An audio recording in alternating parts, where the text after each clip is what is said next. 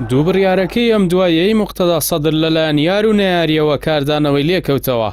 سیاسەتمەداران باڵوێستێکی دانایانیان لە قەڵەمدا و هەندێکی دیکەش هەڵوێستەکانی بە سیاسەتکردنێکی ئاڵۆز ناو دەبن کە هەمیشە سوتەمەنیەکەی بە خوێنی لایەنگران و هۆزە دابەشبووەکانی ناوەڕاست و باشووری عێراق دابین دەکرێت.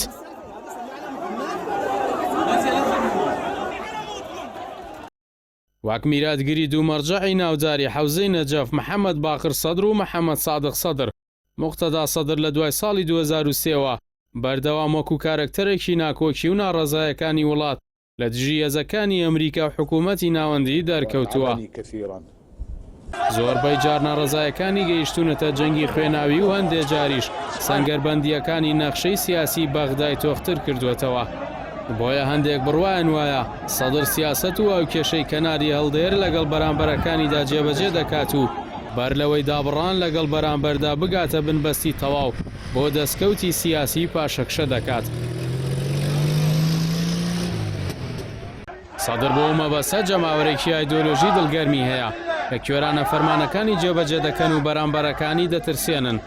بە تایبەتی ئەم جاریان لە دوای بڵاوبوونەوەی تۆمارە دەنگیەکەی نووری مالیکی ڕێبەری حیزبی داعوا کە سەدر و شوێنکەوتوانی بە ترسنۆک ناوبردبوو، مانگرتن و پەناگیری لایەنگرانی لە ناو پەرلەمان و دەوروبەری و جەنگی 24 سەعاتەی لە ناوچەی سەوز چوارچێوەیە مانگی ترساند و زۆر لایەنی سەربەوانی لەو ململانەیەدا کردە بێلایەن و تەنانەت حکوومەتی ماوە بەسەرشوشی کردە لایەنگری ناڕەزایی و پەناگیریەکەی.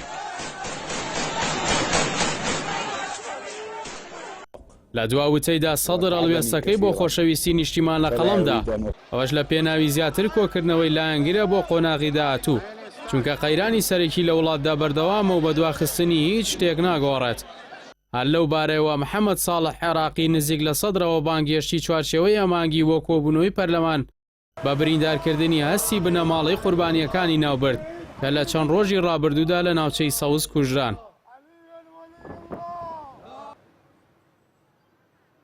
کوشتنی فەرماندەیەکی سریەکانی سەلام و ئاوڕێیەکی لەلایەن چەکدارانی ئاسایبی ئەهلی حەقەوە لە بەسڕا وەک درێژکراوەی جەنگی ناوچەی سەوزی بەغدا بۆ چەند سەعاتێک ئەو شارەی تووشی شڵەژان کرد و ئەو ڕاستیەی بەرجەسە کردەوە ئاڵۆزەکانی عێراق قوڵترە لەوەی بە ئاگربەستێک لەبیر ببرێنەوە، بە تایبەتی خواسی تۆڵەکردنەوەی وەزە عەرەبەکان و ململانی و ئایدۆلۆژیەکان بە عاتیفە چارەسەر ناکرێن. دوجار سەدریش ناتوانێت خۆی لە پشتی زاراوەکانەوە پەنهان بکات و چاوشارکی سیاسیان پێ بکات.